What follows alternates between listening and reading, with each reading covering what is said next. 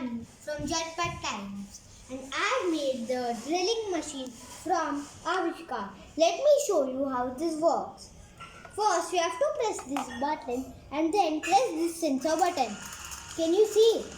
It's drilling the object which is kept over here. This is my own idea of making drilling machine project. This drilling machine works with a motor which is over here.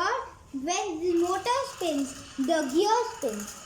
There is another very big gear at the top which gives shape to the object, and so it is drilled.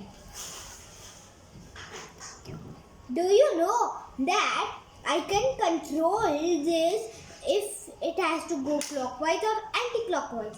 This was clockwise. Now let me show you to anti-clockwise. See.